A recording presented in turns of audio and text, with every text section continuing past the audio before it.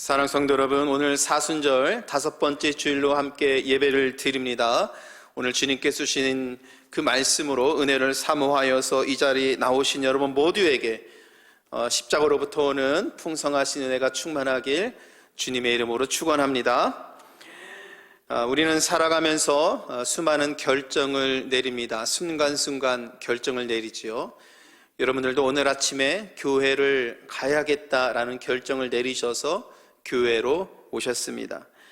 과거에 내린 결정이 오늘의 삶을 그 결과를 낳는다는 점에서 우리가 결정하는 것은 매우 중요한 일입니다. 그래서 순간 바르고 옳은 결정을 할 수 있도록 마음을 잘 가다듬어야 하지요.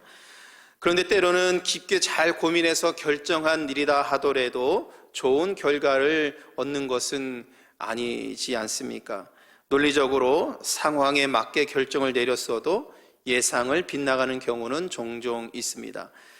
논리적이고 합리적인 그런 결정 말고 우리는 또한 직관적으로 결정하는 경우도 있습니다. 며칠 고민하고 생각해 보아도 도대체 어떻게 결정을 내려야 할지 모를 때에 그런 경우에 우리는 직관, 느끼고 경험한 것, 그런 것을 결정할 때가 종종 있는 것이지요. 이런 것을 우리는 노하우에서 오는 결정, 경험에서 오는 결정, 이런 것으로 우리는 생각을 합니다. 여러분들이 살아가시면서 특별히 사업체에서 일터에서도 아마 이런 것으로 결정이 되는 경우가 종종 있을 거라고 생각을 합니다. 논리적이진 않지만 경험에서 막 느껴지는 그런 것들이 있다라는 것입니다. 그래서 어떤 분들은 효율적이고 좋은 결정을 내리기 위해서는 직감을 따르라고 충고하는 사람들도 있습니다. 애플 창업자인 스티브 잡스도 이렇게 말을 했죠. 마음과 직감을 따를 수 있는 용기를 지녀라, 이렇게 말을 했습니다. 그러니까 우리가 결정할 때에 지식으로만 결정하는 것이 아니라 어느 정도 그 마음속에서 이렇게 우러나오는 그런 것을 통해서 결정할 때가 많이 있다는 것입니다. 여러분, 믿음에서도 영적인 감각, 영적으로 깨어있는 것, 영적으로 느끼고 알아지는 그런 부분을 통해서 결정하는 경우가 많이 있습니다.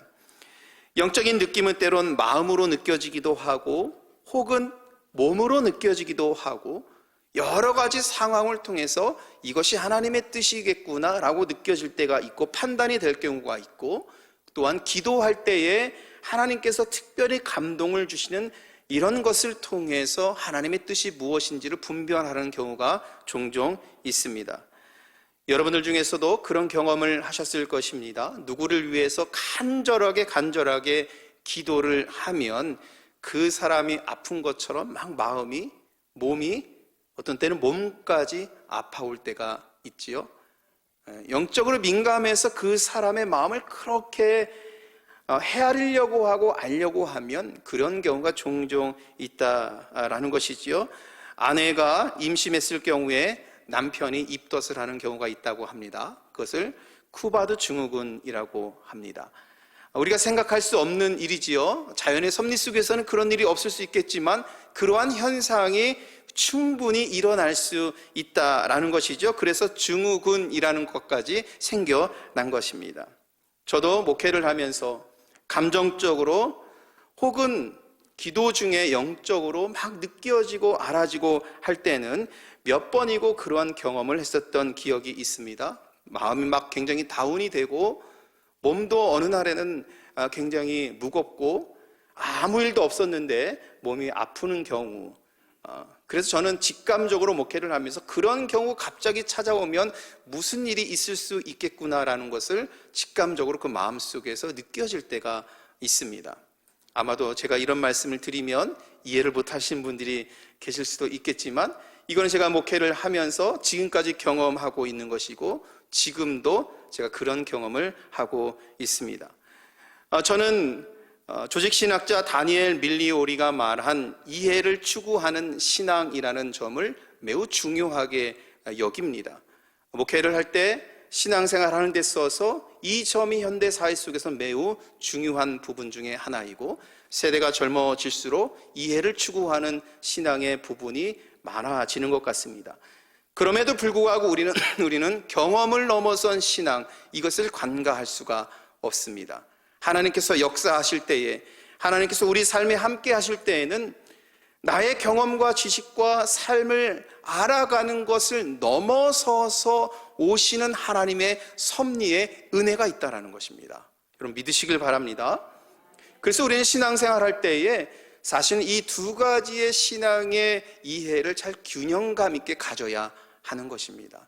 그래야 건강한 신앙생활, 그리고 그 신앙의 삶 속에서 하나님께서 정말 우리가 상상하고 생각하지도 못한 그런 방법으로 역사하시는 것을 마음으로 느끼고, 어떤 때는 몸으로 막 느껴지고, 그래서 감사하게 되고 깨어있는 영적인 그런 신앙을 갖게 되는 것입니다. 사랑하는 우리 샴보가니교회 성도님들은 이런 영적으로 깨어있는 그런 믿음의 여정을 걸어가시기를 주님의 이름으로 축복합니다. 오늘 함께 봉독한 이 본문의 말씀, 여러분들도 잘 알고 있는 말씀, 이 본문으로 많은 그런 통독을 하셨고 너무나 잘 알고 있는 말씀, 오늘 저는 이 말씀을 볼 때에 영적으로 깨어있는 한 여인을 바라보는 그 중심으로 오늘 말씀을 한번 살펴보고 있습니다. 본문에 등장하는 여러 명의 인물 중에 오직 마리아만이 예수님께 일어날 일에 대해서 느끼고 있는 겁니다. 알고 있는 겁니다. 본문에는 참으로 많은 사람이 등장을 합니다. 그런데 오직 한 인물만이 주님께서 말씀하시는 그 말씀의 뜻이 무엇인지를 알고 있습니다. 느끼는 겁니다. 깨어있는 겁니다.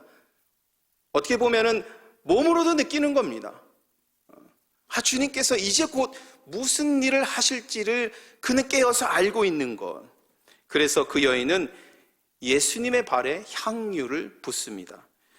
우리는 그동안 이 말씀은 예수님을 잘 섬겨야 한다라는 이러한 은혜로 말씀의 해석을 많이 하였습니다. 당연하지요. 우리가 가진 것 모든 것 다해서 주님을 섬길 수 있는 믿음을 지니는 것은 당연합니다. 그러나 오늘 이 본문의 말씀을 읽을 때 그것보다도 더 중요하게 읽어야 하는 것은 이 말씀을 통해서 우리 주님께서는 순환사를 예고하고 계시다는 점입니다. 주님의 그 죽으심, 그 죽으시기 위해서 십자가에 그 죽으시기 위해서 예루살렘으로 향한다라는 것을 주님께서 말씀하고 계시는데, 이렇게 오늘 우리 본문을 읽어야 하는 것입니다. 그래서 8절 말씀에 이렇게 주님께서 말씀하시죠. 나는 항상 잊지 아니하리라. 항상 잊지 아니하리라. 이 말씀을 들으면서 제자들은 사실은 주님께서 무슨 말씀하신지를 잘 알았어야 하겠지요. 이것은 예수님께서 곧 십자가에서 죽게 될 것을 예고한 그런 말씀이지요. 더 이상 제자들과 함께하지 않을 것이라는 그런 의미. 요한복음에서는 오늘 이 말씀을 하고요, 이제 여러분 오늘 12장 그 이후에 나와 있는 그 말씀을 함께 쭉 요한복음이 어떻게 펼쳐지고 있는가를 살펴보게 되면, 오늘 사건 이 말씀 이후에 예수님의 예루살렘 입성에 대한 말씀이 나오고, 그곳에서 제자들의 발을 씻는 그 말씀, 그리고 예수님께서 고난 받으시는 그 말씀으로 쭉 이어서 요한복음은 그렇게 기록해 놓았습니다. 새벽 묵상 시간을 통해서 우리는 마가복음의 말씀을 살펴보고 있지요. 마가복음은 약간 좀 다른 측면에서 예루살렘 입성에 있었던 그 사건을 다루고 있습니다. 마가복음에서는 여리고 성의 한 맹인을 치유하신 주님의 말씀이 예루살렘 입성 전에 그 말씀을 배치해 놓았습니다. 마가복음에서 의미하는 것은 예루살렘에 입성하는 이 주님을 바라보면서 맹인처럼 눈을 떠서 깨어있는 믿음의 삶으로 주님의 십자가의 길을 걸어가야 한다는 것을 말씀하고 있는 거죠.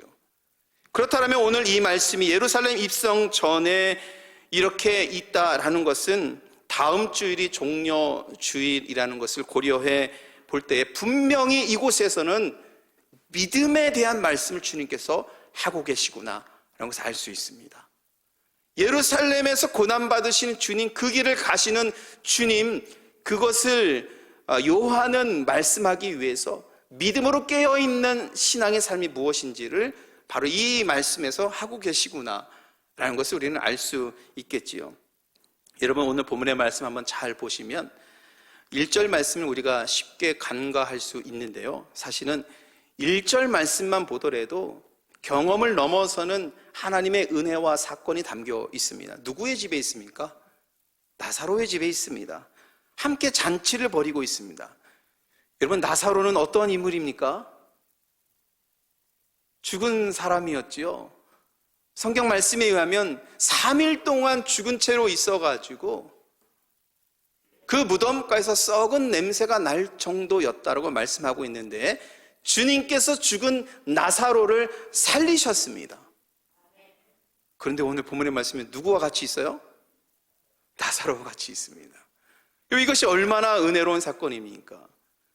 주님께서 나사로와 그의 집에서 잔치를 벌이면서 함께하고 계시다는 이 말씀만으로도 우리는 경험과 우리들의 이해치와 우리가 알고 있는 것을 넘어서서 부활의 생명을 말씀하고 계시는 주님을 우리는 사실은 만날 수 있어야 합니다. 그런데 그곳에서 마르다가 비싼 향유를 가져와서 예수님의 발에 붓고요, 자신의 머리털로 주님의 발을 닦아줍니다. 그리고 그 향유로 인해서 향기로운 냄새가 온 방 가득하게 됩니다. 우리가 잘 알고 있는 것처럼 이 여인이 주님의 발에 부은 향유는 매우 아주 값진 향유가 될 수 있겠습니다. 그때 당시에 일반 그런 서민들이 1년 동안 열심히 벌어서 한 푼도 쓰지 않고 모아야 살 수 있는 향유의 값이었습니다. 대단한 돈이었던 것이죠. 많은 일반 사람들이 보기에는 굉장히 값진 그런 향유였다라는 것입니다. 저는 이 마리아의 행동을 보면서 그녀는 하나님의 아들인 주님께서 순한 사역에 대해서 그는 알고 있구나, 바로 이 시점에 자기의 가진 것을 다해서 주님의 발을 씻을 수 있는 믿음이 어디서 온 것인가? 영적으로 깨어있는 사람이 아니고서는 그것을 이미 주님의 때가 왔다는 것을 알지 못하는 자는 이렇게 과감한 행동을 할 수 있을까? 그런 생각을 해보았지요. 주님의 순한 사역은 이미 예고되었지만 아무도 그것을 제대로 깨닫지 못하고 있습니다. 제자들도 마찬가지입니다. 주님께서 하신 사역을 날마다 지켜보면서 주님의 가신 그 길을 따라갔던 제자들도 제대로 이해하지 못하고 주님께서 이루실 사건이 무엇인지 제대로 이해하지 못할 때에 오늘 본문의 말씀 속에서는 여러분, 그 많은 사람들이 있는데 오직 이 한 여인만이 주님께서 하시는 말씀을 알고 있는 것입니다. 여러분들의 믿음이길 또한 축복합니다.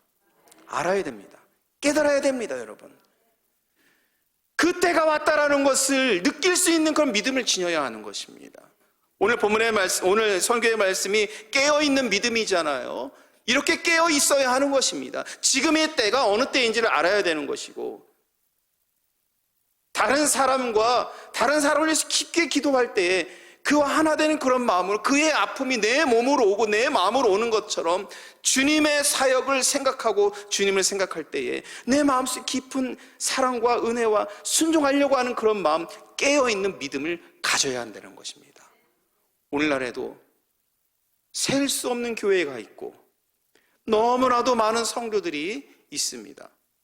여러분, 이때에 우리는 깨어있는 교회와 성도가 되어서 주님을 바라볼 수 있는 그 믿음, 주님의 때가 다가왔음을 믿고 고백하고 순종할 수 있는 그런 믿음으로 우리 교회가 다시 세워져야 될 줄 믿습니다.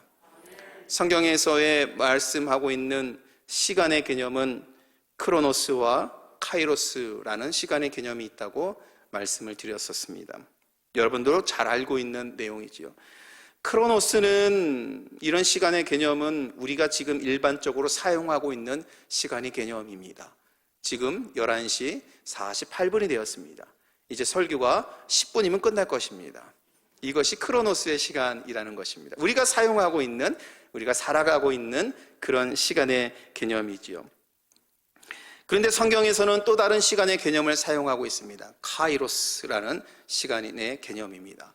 저는 여러분들께서 이 카이로스, 이 말을 좀 많이 기억을 하셨으면 좋겠어요. 중요한 의미를 담고 있는 것이니까요. 이 카이로스의 시간은 독특한 시간의 개념이고 어떠한 순간, 어떠한 사건, 어떠한 때에 이루어지는 그 시간의 개념을 카이로스라고 말을 하고 있는데, 그 때와 사건은 하나님께서 이루시는 시간이라는 의미입니다. 그래서 마가복음에서는 1장의 말씀에 보면은 때가 찼고 하나님의 나라가 가까이 왔으니 회개하고 복음을 믿으라 라고 말씀하고 있습니다. 여기서의 때가 카이로스입니다. 하나님의 때가 다가왔다. 하나님께서 역사하실 그 때가 왔다. 바로 이것이 성경에서 전하는 그 때라는 것입니다. 인류를 향한 복음을 위해서 그 십자가에서 이루실 그 때가 다가왔다는 의미. 그래서 여러분, 우리 신앙의 삶은 하나님께서 이루실 그 사건, 그 일이, 주님께서 오실 그날이 가까이 왔구나라는 것을 알고 살아가는 것이 우리 신앙의 삶입니다. 깨닫고 살아가는. 그렇기 때문에 이것을 믿고 우리가 나아가면 주님께서 오셔서, 믿음이 있으면 그런 거예요. 주님께서 오셔서 의로운 자를 세워주시고 믿는 주의 백성들을 영원한 삶으로 인도하실 것을 믿기 때문에, 그 카이로스의 때가 왔기 때문에 지금 삶이요, 기대와 희망일 수밖에 없는 겁니다. 그 때를 믿으면 그래서 감사하게 살아갈 수밖에 없는 것입니다. 여러분, 우리들의 세상살이는 얼마나 바쁘고 고달프고 걱정이 많고 쫓기는 그런 삶을 살아갑니까? 하지만 영적으로 깨어서 카이로스의 시간에 살아가는 사람은 이처럼 날마다 하나님의 그 때에 성취될 것을 기대하면서 은혜로 살아가게 되는 것입니다. 그래서 늘 도전이 되고 진취적으로 자기의 삶을 통해서 하나님의 역사를 이루어갈 것을 바라보면서 나아가는 것이지요.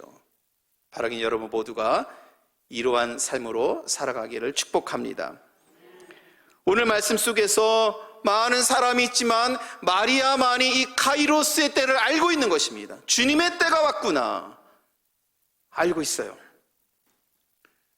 예수님의 이 순환 사역이 다가왔음을 알고 있습니다. 그래서 자신이 할 수 있는, 주님을 섬길 수 있는, 주님께 자기의 사랑을 고백할 수 있는 최고의 방법을 한 것입니다. 자기가 할 수 있는 최선의 행동을 통해서 주님께 나아가는 것이 주님께는 최고의 그런, 주님께 나아가는 그런 믿음의 삶이 된 것입니다. 근데 그래서 이제 값진 것을 주님 앞에 부을 수 있었는데, 근데 그녀가 이렇게 부으니까, 여러분, 오늘 본문을 쓰기 위해서는 이 때를 안 마리아가 있지만 예수님의 제자임에도 불구하고 이 때를 알지 못하는 유다, 그는 이 여인을 비방을 하고 있지요. 차라리 그 향료의 값으로 가난한 사람들을 돌보는 게 낫지 않겠냐, 이것이 얼마나 비싼데 이것을 가난한 사람들에게 나눠주면 주님께서도 더 기뻐하실 것이다, 이렇게 유다는 주장을 합니다. 그리고 우리는 가롯 유다의 주장하는 이런 논리에 사실 우리가 종종 빠져들곤 합니다. 가난한 사람을 돌보면서 어려운 사람들을 돌보는 것, 심령이 가난한 사람들을 돌보는 일, 사실 우리는 이것을 전념을 해야겠지요. 교회도 이러한 사역, 선교적인 사역을 할 수 있도록 열심히 해야 합니다. 그래서 유다가 주장하고 있는 것 매우 설득력 있지요. 여러분, 그렇지 않으세요? 선교 많이 해야 되잖아요. 매우 설득력 있습니다. 또한 저도 목회를 하면서 하나님께서 우리에게 주신 그 사랑의 은혜를 가난하고 연약하고 힘든 사람들을 위해서 복음을 전하면서 그리스도의 사랑을 전하는 이 사역이 매우 중요하다라고 늘 생각하고 있습니다. 이민자 보호교회 네트워크가 저희 교회가 참여하고 있는 그런 사역 중에 하나입니다. 싱글맘을 돕는 일, 그리고 다카 청년들의 학비와 법률비를 지원하는 그런 사역들을 조금씩 해가고 있습니다. 본인들이 서류 미비자가 되고 싶어서 된 것이 아닌데 부모에 의해서 미국에서 자라고 컸지만 여러 사정으로 인해서 서류 미비자가 되어서 다카로 살아가는 청년들은 그 청년들의 이민자의 삶은 정말로 힘겨운 그런 일을 하루하루 살아가고 있습니다. 다카라는 제도는 미국 정부에서 준 신분의 제도라고 볼 수 있겠지요. 다카를 받는 그런 청년들은 미국에서 어렸을 때부터 자라서 미국의 교육을 받고 성인이 되었는데 신분이 해결되지 않은 경우, 그런 청년들에게 미국에서 직업을 갖고 살아갈 수 있도록 일정 정도 기간 동안 살아갈 수 있도록 유예를 해주는 그런 제도가 다카 제도입니다. 그래서 많은 그런 어려움 가운데 있는 청년들 중에서 다카 이런 신분으로 살아가고 있는 청년들이 많이 있습니다. 이민자 보호교회가 그들을 돕기 위해서, 또한 싱글맘들을 돕기 위해서 여러 사역들을 하고 있는데, 여러분, 그들을 돕기 위해서 이러한 자금이 어디 있었을까 생각이 들지 않으세요? 물론 저희 교회도 참여를 하고 있습니다만, 그런데 이민자 보호교회 네트워크가 하고 있는 이 사역을 들은 시카고의 한 형제 젊은 사업가가 이 활동에 작년에 3만 불, 그리고 올해 3만 불, 이렇게 해서 현재까지 총 6만 불을 헌금해 주었습니다. 그런데 이 헌금해 준 그 형제 젊은 그 사업가는 한 분은 다카 신분이고 한 분은 서류 미비자입니다. 그들은 목사님들께 이렇게 말을 합니다. 하나님께서 축복해 주셔서 자기들의 사업이 잘 되어서 돈을 잘 벌 수 있었다고 이렇게 말을 합니다. 그런데 그들의 신분이 그렇다 보니까 항상 쫓기는 그런 신세로 불안한 가운데 살아가고 있는데, 하나님의 축복으로 벌은 그 돈을 교회를 통해서 정말 어려운 사람들에게 쓰고 싶습니다 라는 믿음의 고백으로 이렇게 헌금을 해 주었습니다. 그래서 이민자 보호교회 네트워크에서는 일반적으로 교회가 하기 어려운 사역들을 조금씩 해 나가고 있는데, 다카 신분의 청년들이나 싱글맘을 돕는 그런 사역들을 이렇게 조금씩 해 가고 있습니다. 저는 하나님의 축복으로 번 돈을, 이 말에 큰 은혜를 받았습니다. 내가 잘해서 나의 능력으로 무엇인가를 이루는 것이 아니라 나는 그 연약한 존재인데 하나님께서 축복해 주셔서 돈을 벌었으니 이것을 교회를 통해서 하나님의 일을 위해서 쓰고자 합니다 라는 믿음의 고백, 이것이 참으로 은혜로웠습니다. 여러분, 이 중에서는 사업하시는 우리 성도님들 계시는데요, 저는 말씀을 준비하면서 기도 많이 했습니다. 우리 성도님들의 사업이 번창하기를 기도했습니다. 또한 이 자리를 통해서 여러분들의 사업이, 일터가, 직장이 날로 번창하는 축복을 누리시기를 간절히 소원합니다. 축복을 많이 누리셔서 헌금도 많이 하셔서 그 헌금으로 주님의 나라가 확장되고 가난하고 연약한 자들을 교회를 통해서 사역하는 일에 여러분들이 더 많이 헌신할 수 있기를 또한 여러분 바랍니다. 주님을 사랑하는 믿음을 지니면 이처럼 여러분 자기의 것도 내어놓을 수 있고 섬길 수 있고 그리고 감사함으로 살아갈 수 있는 것입니다. 이것 또한 주님께서 주신 말씀이죠. 그런데 이런 마음은 어디서 나오는 것인가? 내가 이루는 것은 하나님의 축복입니다 라는 믿음에서 나오는 것입니다. 내가 살아가는 것은 하나님의 은혜와 하나님의 사랑에서 오는 것입니다 라는 믿음의 고백이 있어야 하는 것입니다.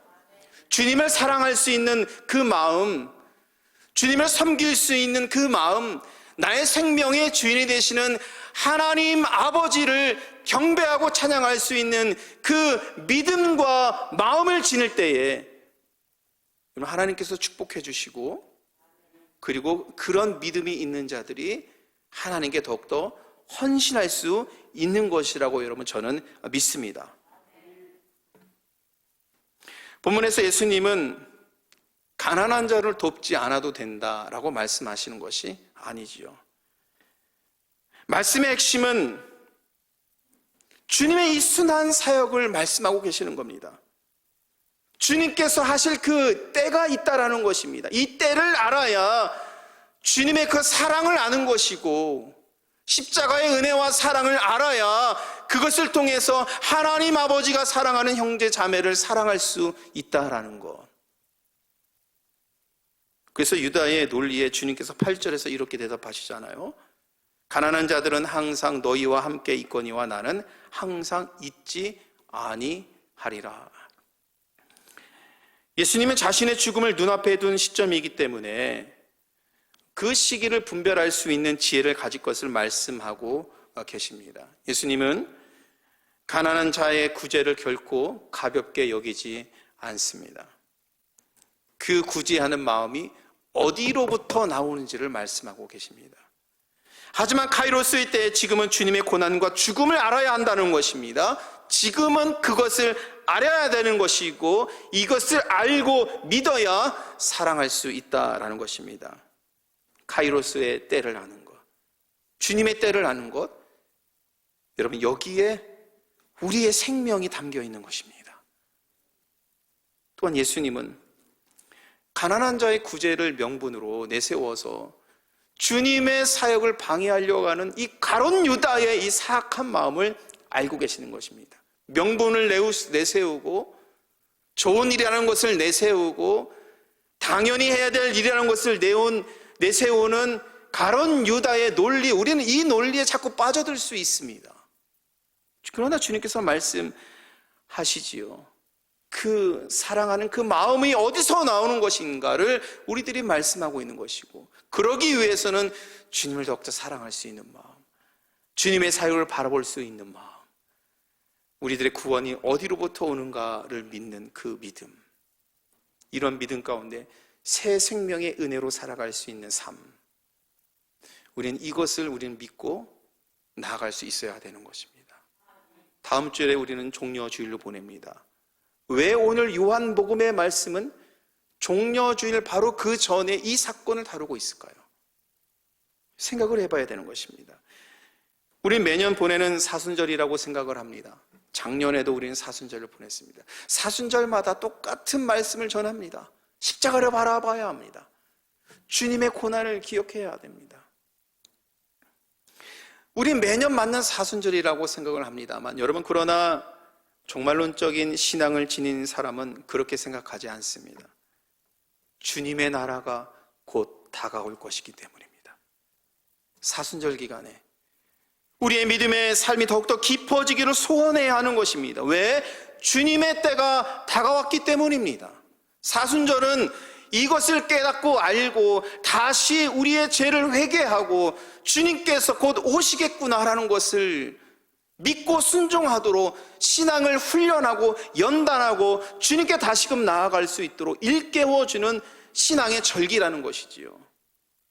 우리는 이때가 왔음을 몸과 마음과 영혼을 다해 느끼고 알고 그 십자가를 소망할 수 있는 믿음을 지녀야 될 줄 믿습니다. 여러분, 깨어있는 마리아는 주님의 고난과 죽음을 알고 진심으로 사랑하고 자기의 모든 것 다해서 섬기는 믿음의 행위를 보여주었습니다. 그러나 예수님의 제자 유다는 예수님의 사역에 대적하는 사람으로 보여집니다. 우리는 마리아의 신앙을 본받아야 합니다. 하나님의 역사하심을 몸으로, 마음으로, 그리고 영적으로 깨어있는 믿음으로 느끼고 알고 고백해야 합니다. 사랑 성도 여러분, 복음을 향해서 여러분들의 마음을 여십시오. 복음을 향해서 여러분들의 모든 것을 다 여십시오. 그런 믿음의 사람이 광야와 같은 메마른 땅에 길을 내고 사막과 같은 황무지에 강줄기를 내는 사람으로 우리는 세워질 것입니다. 이런 믿음으로 이 사순절 기간에 다시 세워져서 십자가의 은혜 속에서 살아갈 수 있는 믿음의 삶, 성도의 삶이 되기를 주님의 이름으로 간절히 축원합니다.